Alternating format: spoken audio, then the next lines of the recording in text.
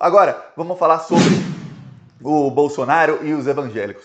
Olha só, tem 4 principais pontos onde o Bolsonaro tem medo porque ele não consegue ajustar o seu discurso para os evangélicos e a esquerda consegue. O primeiro é o armamento. O Bolsonaro tem um discurso extremamente armamentista e os evangélicos não gostam. Exatamente porque a palavra de Deus é uma palavra de paz. A porcentagem de evangélicos, e veja bem, eu só estou falando de uma pesquisa feita com Bolsonaro, gente que votou no Bolsonaro em 2018. A porcentagem de evangélicos que aceitam o discurso armamentista do Bolsonaro é muito pequena. Eu falo aqui, faz meses e meses, que o pessoal do Bolsonaro no WhatsApp, eles chegaram a um nível de profissionalismo em que eles conseguem vender várias versões diferentes do Bolsonaro. O Bolsonaro que aparece para os evangélicos é um Bolsonaro completamente diferente do Bolsonaro que aparece para o pessoal que queria intervenção militar, do pessoal que queria golpe, que é um Bolsonaro completamente diferente do Bolsonaro que aparece para policiais, que é completamente diferente do Bolsonaro que aparece para os caminhoneiros. Por exemplo, eles colocam conteúdo nos grupos de WhatsApp de cada nicho, um conteúdo completamente diferente. Para os evangélicos, é uma imagem do Bolsonaro, aquele cara que é mito, celestial. Inclusive o pastor Feliciano, que é um dos maiores disseminadores de fake news do Brasil, ele fala, olha, o Bolsonaro, ele chegou a comparar o Bolsonaro com Jesus Cristo, o Feliciano, em discursos. Esse é o Bolsonaro que aparece para os evangélicos. Os discursos inflamados, cheio de palavrões do Bolsonaro golpistas, dificilmente aparecem em grupos de evangélicos, só aparecem em discursos do Bolsonaro falando de Deus, falando de amor, falando de paz. Quando o Bolsonaro vai na marcha para Jesus, se você pegar um discurso dele, o discurso dele é bem ideológico, mas de uma maneira assim, olha, nós somos a favor de Deus, eles são contra Deus, nós somos a favor da família, eles são contra a família, eles são a favor do aborto e nós somos a favor da vida. Ele fala de uma maneira bem calma para os evangélicos, que é exatamente para ele vender essa imagem de um cara celestial, de um cara mito.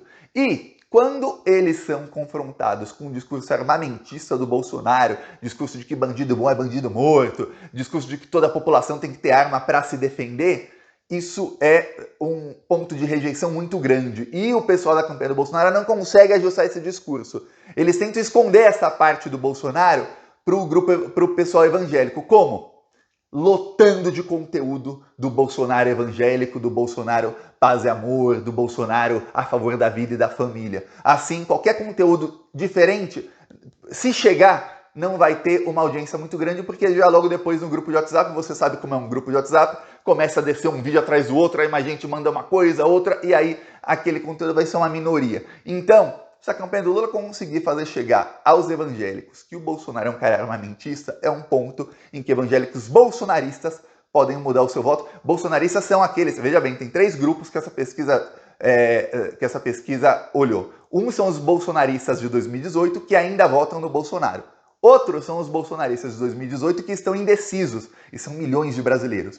E outros são os bolsonaristas de 2018 que mudaram, que hoje votam no Lula. Esses 3 grupos. Então, esses indecisos e alguns do que ainda votam no Bolsonaro podem mudar de voto se confrontados com isso. Outra coisa que é um ponto altíssimo de rejeição que não está sendo explorado pela esquerda são o comportamento do Bolsonaro com a pandemia. Aquele vídeo do Bolsonaro imitando uma pessoa morrendo de Covid, aquelas falas do Bolsonaro, aquilo pega em cheio nos evangélicos. Quase todos os brasileiros conhecem alguém ou tiveram algum familiar que morreu de Covid ou que quase morreu de Covid. Então, quando essas pessoas são confrontadas com o Bolsonaro fazendo chacota disso, é um ponto de rejeição muito forte que não está sendo explorado ainda. Parece que a maioria das pessoas esqueceu que existe ou que existiu pandemia. Assim, vida normal, vamos fingir que aquilo não aconteceu. Mas não, é um ponto altíssimo de rejeição. Outro ponto de rejeição ao Bolsonaro que não está sendo explorado é o homeschooling. O governo Bolsonaro fez uma coisa que tem que ser revogada urgentemente, que é a reforma do ensino médio, que foi feita exatamente, um dos objetivos da extrema-direita é tornar a população o mais burra possível. Quanto mais burras forem as pessoas, mais chance eles têm de cooptar as pessoas. Então fizeram uma reforma do ensino médio que é para deixar os adolescentes já burros direto no ensino médio. E também o Bolsonaro tem uma das suas principais propostas, que é o homeschooling. Para quem não sabe, homeschooling é para que as pessoas possam educar suas crianças em casa. Os evangélicos são completamente contra isso. E a pesquisa qualitativa que foi divulgada no Globo, os próprios pesquisadores se surpreenderam com o nível de rejeição disso. É uma coisa que eu, por exemplo, não tinha pensado e você provavelmente não, mas eles odeiam essa ideia. Eles acreditam que os evangélicos são a parcela mais pobre da população em geral, né? Tem as exceções. E eles acreditam que eles não têm tempo e nem competência para treinar os próprios filhos na escola. Além disso, eles lembram que na pandemia, quando as crianças ficaram em casa estudando, e aí não era educados pelos pais, mas educados pelos professores, por videoconferência e tudo mais, muitas crianças regrediram no ensino. Além de não aprenderem nada durante mais de um ano, ainda regrediram, desaprenderam nesse tempo. Agora imagina homeschooling. Então essas pessoas ficam aterrorizadas com essa proposta do Bolsonaro, que não chega para os evangélicos. Muitos não sabem disso. Quando são confrontados assim, nossa, isso é proposta do Bolsonaro mesmo? Não, isso não. Muitos não sabem. Outra coisa é o tema ambiental. Muita gente não sabe, mas boa parte dos evangélicos que declaram voto no Bolsonaro hoje, os que votaram em 2018 ainda declaram hoje, não sabem que o Bolsonaro está destruindo a Amazônia, que o Bolsonaro está destruindo toda a fiscalização que há na área ambiental. Eles não sabem. Eles acreditam no discurso do Bolsonaro que quem toca fogo na Amazônia são os próprios indígenas. Eles acreditam nisso. Eles não são confrontados com a verdade. A esquerda não tem, até hoje,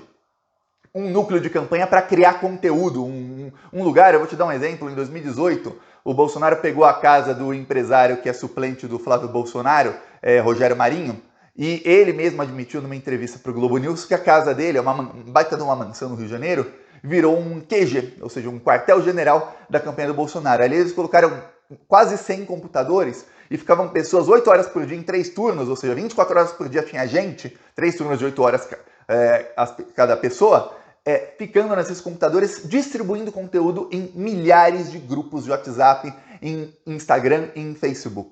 Então eles criavam conteúdo e distribuíam. Quando chegava conteúdo que foi criado por outra pessoa qualquer, também eles distribuíam. E aí ele fala, aí tem uma entrevista que ele dá para o Globo News, para a Andréa Sadi, em que ela pergunta para o Rogério Marinho, isso na casa dele, ela fala, vocês distribuíam fake news também? Ele fala, sim.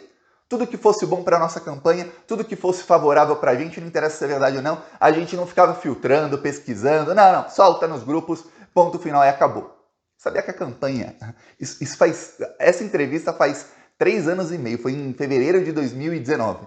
Sabia que até hoje, estamos em campanha, o pessoal da campanha do Lula não tem um quartel-general, uma sala cheia de computadores para criar e distribuir conteúdo e jogar a verdade para as pessoas? Não tem. Até hoje não tem, para você ter ideia. Aí, outra coisa é a área da economia. Tem uma coisa, pesquisas mostram, eu fico assim embasbacado com como a grande mídia conseguiu passar um pano para o Bolsonaro e ilustrar a imagem dele durante a crise econômica.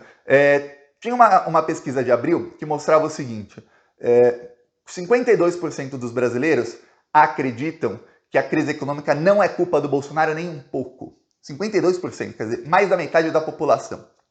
Apenas 30% atribuíam a crise econômica ao Bolsonaro. Depois, em julho, saiu outra pesquisa em que menos de 25% dos brasileiros atribuíam a alta dos preços ao Bolsonaro. Eles atribuem a guerra na Ucrânia, a Petrobras, mesma coisa que não é preço de gasolina e diesel, atribuem a Petrobras, atribuem a governadores, atribuem a grande mídia. Tem gente que atribui os preços altos à grande mídia. Atribuem a todo tipo de coisa que você puder imaginar, menos ao Bolsonaro. Que o nosso foco é ganhar no primeiro turno, para que não tenha nem chance do Bolsonaro tentar falar, olha, eu perdi porque teve fraude. Não, foi o primeiro turno, ó. Chora mais aí, Bolsonaro. É isso, aproveita e se inscreve no canal. Falou!